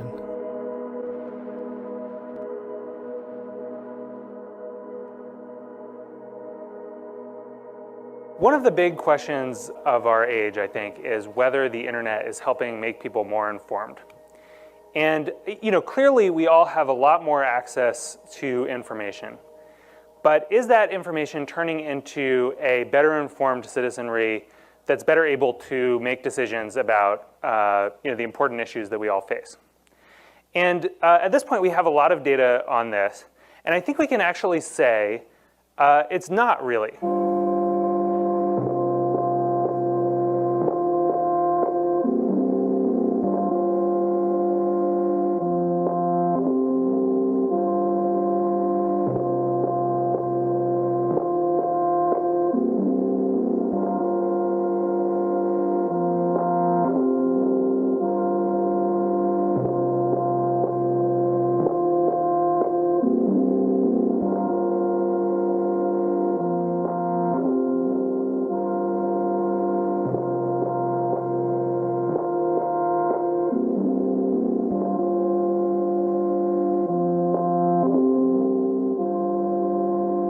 Did a big study of the differences in people's informedness about foreign affairs before and after the internet. So they looked at 1989 and 2007, and they found that on many metrics, actually, people dropped in terms of their in terms of their knowledge of foreign affairs. And that's really weird because right now, it's as easy to go to Die Zeit or Le Monde as it is to go to the New York Times. There's no barrier to entry here.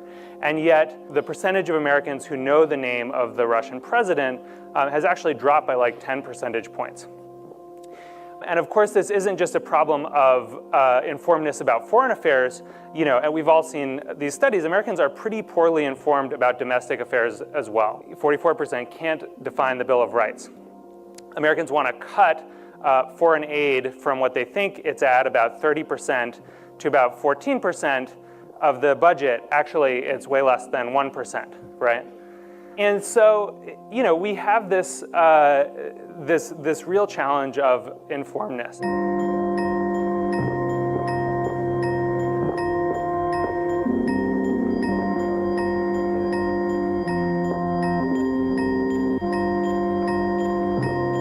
We have a situation in which a significant percentage of the population doesn't vote, doesn't care about the issues, is tuned out entirely, is what we call depoliticized.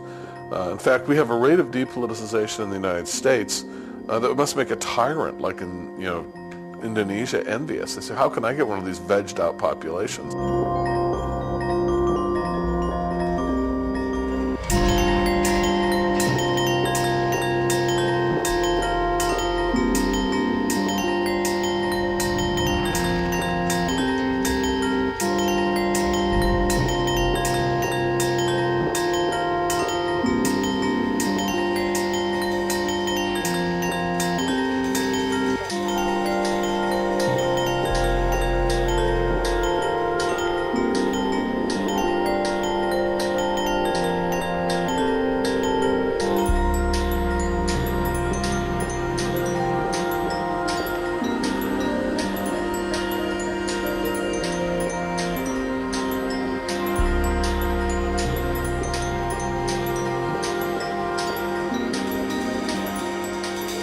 We adopt without realizing what the repercussions are to our everyday life.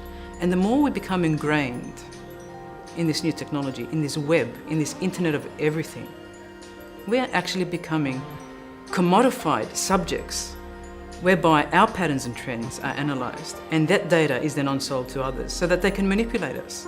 It's an information manipulation of the individual. It's an exploitation of sorts.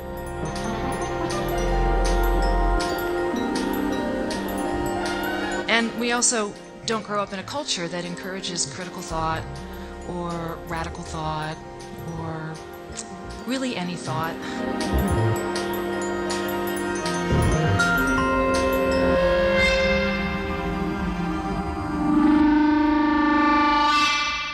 Well, what about the responses of those who run these search engines, that they're merely responding to the interests and needs of the people who use the system? Well, I think that they say we're just giving people what we want. And I say, well, what do you mean by what we want? Because I think actually all of us want a lot of different things. And there's a short-term sort of compulsive self that clicks on the celebrity gossip and the, more trivial articles, and there's a longer-term self that wants to be informed about the world and be a good citizen. And those things are in tension all the time. We have those two forces inside us. And the best media helps us it helps the long-term self get an edge a little bit. It gives us some information vegetables and some information dessert. And you get a balanced information diet. This is like you're just surrounded by empty calories, by information junk food. Cereal, the colors, the aroma, the fruity taste. You wouldn't ever believe that Facebook is a place to create friends without knowing that there's a whole lot of other motivations around it. I really think that Facebook needs to be focused on building the best experiences for people around the world. That's one of the reasons why people talk about media literacy. That's one of the reasons why we try to teach children that advertising isn't telling you that a certain breakfast cereal is good for you because it's good for you. It's trying to tell you that it's because they want you to buy it, and the chances are it's not good for you because it's full of sugar. That's why it tastes so nice, So the same is true for Facebook then? Well, it's full of sugar and it tastes so nice.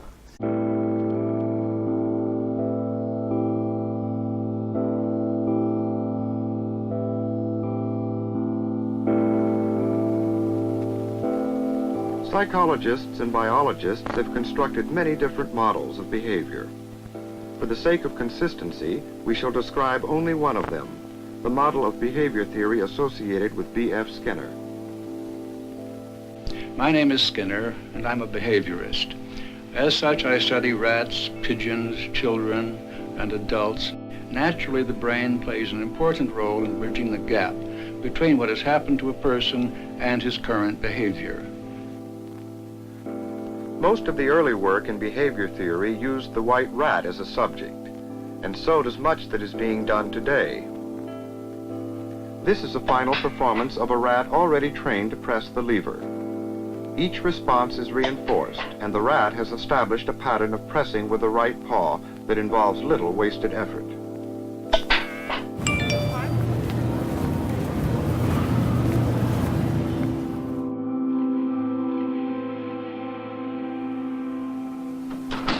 main thing is what we call schedules of reinforcement. Reinforcement is what the layman calls reward, and you can schedule it so that a reward occurs every now and then when a pigeon does something. We usually use a response with a pigeon pecking a little disc, a little spot in the wall, and you can reinforce with food, but you don't reinforce every time. You're perhaps every 10th time, or perhaps only once every minute or something like that. There are a very large number of schedules, and they have their special effects. And there is a good example of how you can move from the pigeon to the human case, because one of the schedules which is very effective is what we call the variable ratio schedule, and that is at the heart of all gambling devices, and has the same effect. The pigeon can become a pathological gambler just as a person can. Now, the fact that we found that out with pigeons and could prove it by removing and changing the schedule makes it easy for us to interpret the case with the human subject. We don't say that the human subject gambles to punish himself, as the Freudians might say, or gambles because he feels excited when he does so. Nothing of the sort. People gamble because of the schedule of the reinforcement that follows, and this is true of all gambling systems. They all have variable ratios built into them.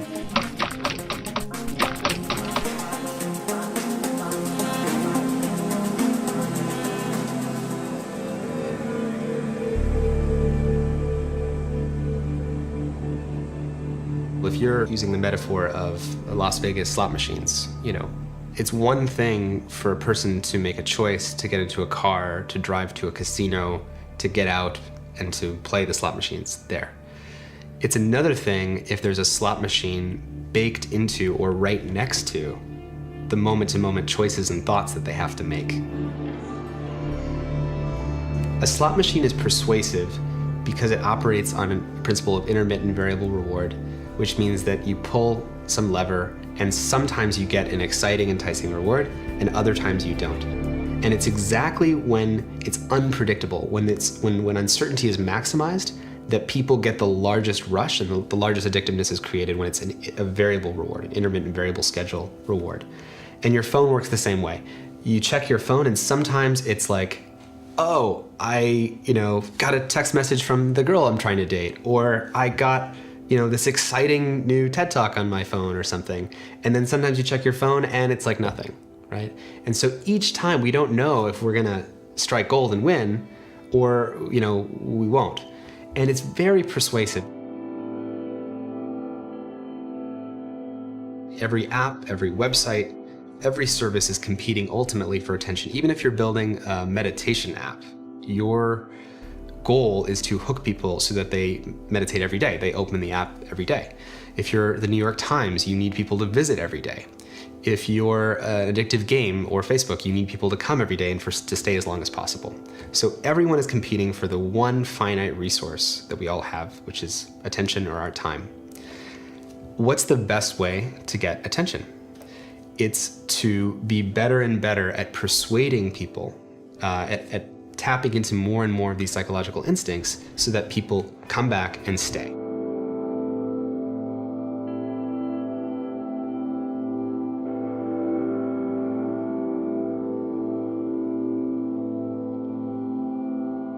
You wake up in the morning and one of the first things people do is they turn their phone over and they check it. And that programs their whole mind to think about their day, about what they owe to the world, the obligations they have to repay. And whenever we have a break in time, we don't know what to think about, so we often check our phone to see, well, what should I be thinking about? Who can I get back to? So what typically happened with persuasion was it was a billboard or something like that. So there was a moment where you're driving and you see something and it changes your beliefs about a product. That's one kind of persuasion, but another way is when it's actually influencing the contents of your mind moment to moment. And this is what Skinner talks about and envisaged in the 1950s. Society can be acculturated and programmed using powerful forms of persuasion based on addiction and reward. Professor Skinner has even written a novel, Walden 2, his vision of a whole society programmed on the reward system, behaving infallibly and being happy doing it. Skinner has a very ingenious way of making a system of highly compulsive organizations seem as though it were a very humane one. This is his great and original contribution. The old-fashioned mechanical collectives, the mega machines as I call them, were brutal. They used punishment as a way of enforcing conformity. Skinner and the psychological school that he represents have found a much better system than punishment. They first tried it out on animals, and now they're applying it to human beings. Reward them. Make them do exactly what you want them to do without the whip, but with some form of sugar-coated drug or candy, which will make them think that they're actually enjoying every moment of it. This is the most dangerous of all systems of compulsion. That's why I regard Skinner's Walden 2 as another name for hell. And it would be a worse hell because we wouldn't realize we were there. We would imagine that we're still in heaven.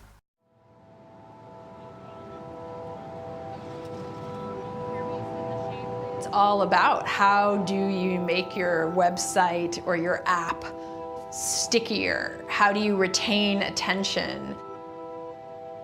Right now, it's measured through these little units of time and clicks, and how long do you sit there? And you think about what is the logical sort of end point that they're after here. They are trying to turn everybody into what looks a lot like an addict.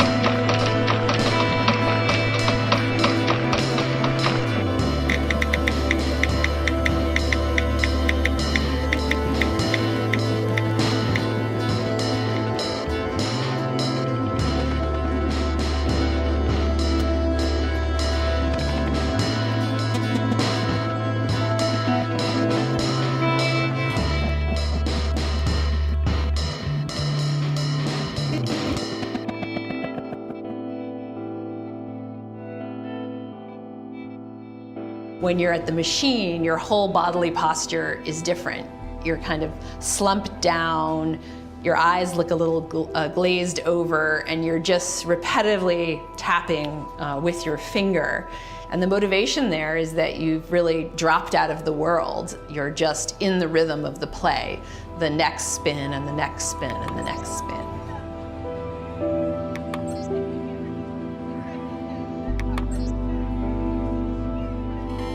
We all have these sorts of experiences today with machines. I think we've all glimpsed the zone, so to speak, whether it's trying to buy something in an eBay auction or playing Candy Crush. It's this sense that you can just keep going and you don't know what the next is going to be. You're on Facebook, you're photo clicking, you don't know what's going to come and you don't know when. An incredibly small, repetitive little loop. And that ludic loop is being used more and more in the world at large, but especially online and websites. This would also be the term gamification that we always hear about. And the idea is that if you create these little slot machine-like loops with rewards and levels and bonuses, you're gonna hook people in. And it is true that it has those effects, but also with the collateral damage and the consequences, that there's this little clicking, micro-clicking culture, and this sort of corporate value is increasingly coming to be measured in terms of clicks and likes. It's a kind of nano monetization of human experience. If the thought process that went into building these applications, Facebook being the first of them to really understand it, that thought process was all about how do we consume as much of your time and conscious attention as possible. And that means that we need to sort of give you a little dopamine hit every once in a while because someone liked or commented on a photo or a post or whatever. And that's going to get you to contribute more content, and that's going to get you, more likes and comments. I mean, it's a social validation feedback loop that it's like it's exactly the kind of thing that a hacker like myself would come up with, because you're exploiting a vulnerability in human psychology. And I think that the inventors, creators, and it's me, it's Mark, it's Kevin Systrom at Instagram, it's all of these people, understood this consciously, and we did it anyway.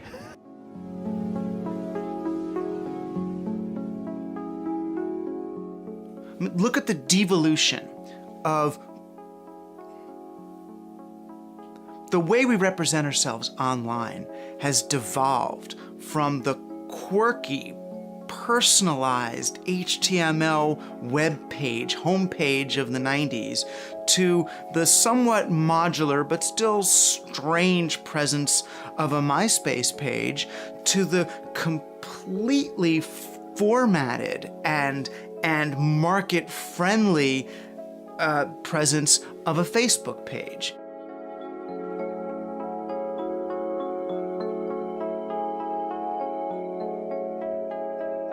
What we've done is moved from personal, human, open-ended self-expression to completely market and computer-friendly, regimented and conformist expression.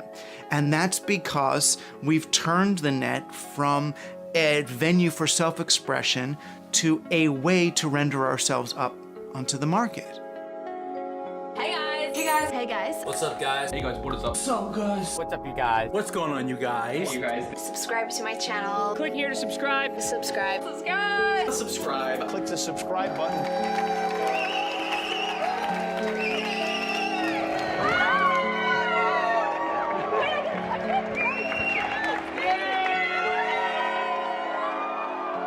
Screen culture is not only addictive, but obsessive-compulsive addictive. It's a health problem, and we've yet to really master even to begin where to ask the questions. It's taken us 20 years to realise that fast foods cause obesity. And this is a well-known fact. Fast food advertising, even in the sports arena, causes obesity. How long is it going to take us to realise the addictive nature of smartphone usage? 5 years, 10 years? Is that going to be too late by then because the mimicry will have been well entrenched in the next generation? What do you do about that? The thing is, you've got to do something about it today. Absence of evidence isn't evidence of absence. As witness the smoking in the 50s, that was the mantra of the tobacco companies, that there wasn't any evidence. So that's the first issue. Second, as a neuroscientist, I think there is evidence, certainly, that the brain will adapt, and therefore it's not an unreasonable assumption that it will adapt in a way that is equipped to survive almost as though it's a computer itself in a two-dimensional world where fast responses are mandated in response to stimulation rather than in a thought. Third, there is actually evidence accumulating. There's Nicholas Carr's The Shallows, there's Richard Watson's Future Minds, there's Sherry Turkle's Alone Together, there's a brilliant review by Daphne Bavelier in the very high-impact journal Neuron from last year, where she suggested that there was a tendency now for increase in distraction, violence and addiction related to screen technologies. Now, of course, one swallow doesn't make a summer, and one can go through all the literature and find fault with some of the studies and show their shortcomings, of course. But we must do this, we must have the debate. Most of the reactions that have taken place in art, including those that come under the head of the beatniks and the hippies, have some underlying sense in the reaction itself. But the remedy is part of the disease. The remedy, in fact, makes it easier for the institutions that now have their hold upon us to be even more compulsive and even more effective than ever before. If we don't care, if we drop out, if we lose ourselves in insane fantasy of some kinds, we lose our possibility of restoring our own autonomy, of taking charge of our life, because this requires greater energy, greater effort than that which is required to live through the daily life of a machine worker. We have to become fully activated human beings, every part of us, tremendously alive and ready to take charge. And this can't be done by people who are in escape, people who are who form the habit of total rejection. We must know what we want, not just what we don't want.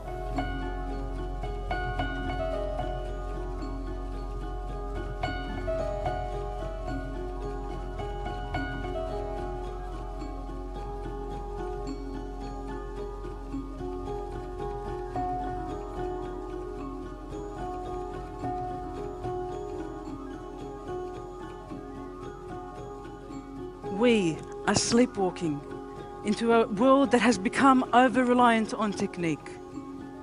Soon, we will not just be talking about the social implications of technology, but about how society has become technology. We, who created the computer, will invite it into our body to govern us, and the machine itself will rule over us. Ladies and gentlemen, I leave you with one final question. Who will control this emerging new smart surveillance infrastructure? And what will be the rights of the controlled?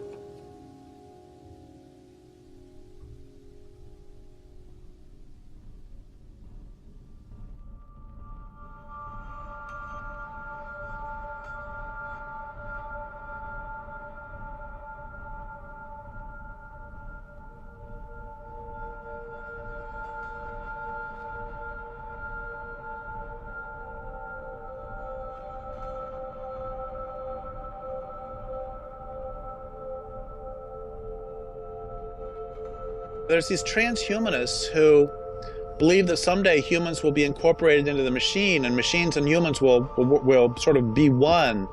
And really what I have to say to them, apart from the fact that they're completely crazy, is that they're way too late and it's already happened. We're already embedded in these machines, and we are enthralled to these machines.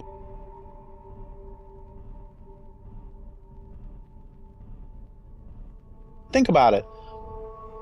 Do you touch plastic or human flesh more often? You know, or think about it. How many machines do you have daily relationships with? And on the other hand, how many wild animals do you have daily relationships with? And if you have daily relationships with your machines, you can come to believe that those machines are more important than the real world.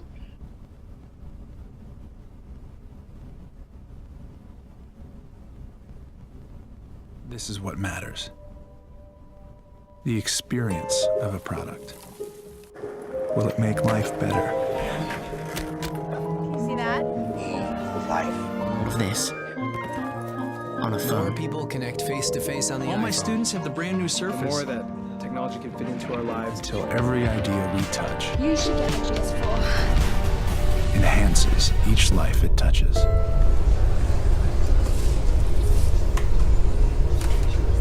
If you only hear things that come from humans or their creations, you can come to believe that humans and their creations are the only ones who exist.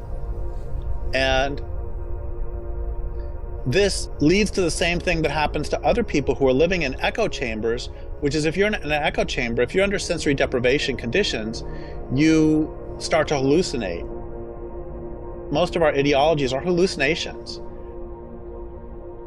Increasingly, the techno-haves are very, very distinct from the techno-have-nots, where some people are on $1 a day with no access to drinking water, and there's other people with Game Boy thumbs and Prozac and Botox and so on. And it struck me that this world, leaving aside humanitarian issues, was economically and ecologically not viable. You can't have a divide like that. The mythology of technological change really is that it's beyond our control, that technology is like one of the great forces of the universe, that it will progress inevitably, and that all we can do is jump on or jump out the way, you know, that there is no stopping technology. And that is a myth which is propagated to make us feel powerless, that we have any say in the way that technology is used. Because technology is an expression of the elites of the society that create it. But what we should take from that is that once we know that the three elites that are actually harnessing technological power and spreading this myth that there's nothing we can do about it, then in fact, once we see that for the myth that it is, then we are more able to say, resistance is not futile.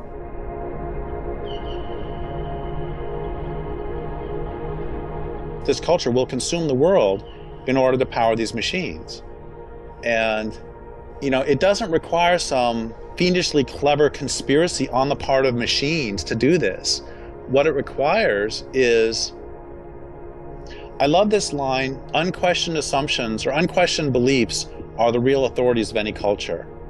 And all it takes is an unwillingness to question the beliefs on which the system is based. And there's a great line also by Upton Sinclair. It's hard to make a man understand something when his job depends on him not understanding it. And I would say it's hard to make a person understand something when their entitlement depends on them not understanding it.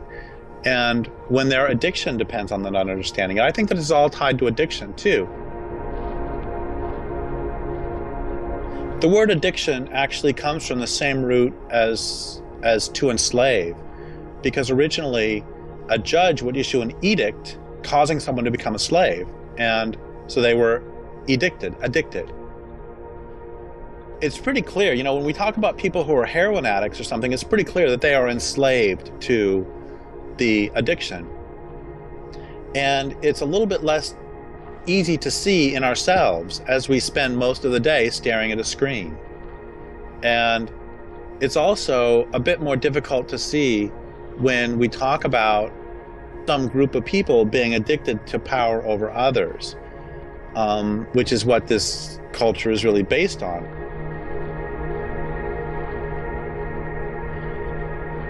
There is no way that technology is neutral. Technology reflects the elites, the passions, the capacities of the people that create and then continue to use it. Once you start looking at the technology plus the culture, those things together mean that the technology is constructed in a certain way, and it's understood in a certain way, and it's used in a certain way. And once you start putting all those things together, then it has a purpose for the people that are talking about it, which is far from neutral. Technology is always harnessed to a particular end. Now, sometimes that can be positive or negative, but it's not as simplistic as saying, oh, it's up to people how they use it, because people can only use it within the constraints of how it's designed, the knowledge that they have, and the society that they've been socialized in. And those three things together mean that technology has an actual cultural value which is far from neutral. Until we start asking those questions, what are the social costs and benefits? And who is excluded? And what is the environmental cost of all this? I mean, there are, in terms of the huge amount of toxic landfill from discarded mobiles, for example. Yes, and until we start looking at those other pictures in terms of we look at the way that technology works as a network of connection, but instead see it as part of a living world, because technology is not part of that living world. It has an impact upon that living world. Until we see those bigger questions and technology in the broader scheme of things rather than just as its own story, I think we're only scratching the surface of the many ways in which we are using it, and we're using it to change ourselves and our futures.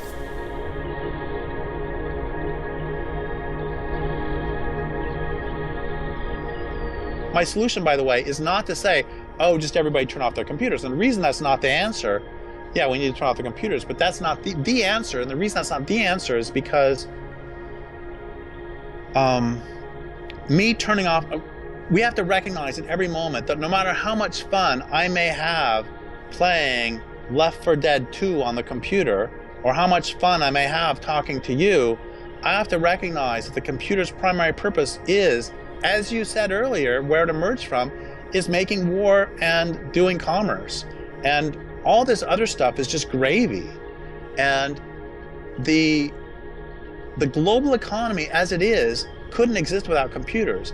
And I could turn my computer off and it would not stop the destruction of the planet one little bit. What needs to happen is the entire infrastructure, the entire technique surrounding all this needs to be stopped. And it needs to be, it's so highly addictive that I think it needs to be destroyed, because I believe that people are so addicted to it that they won't give it up.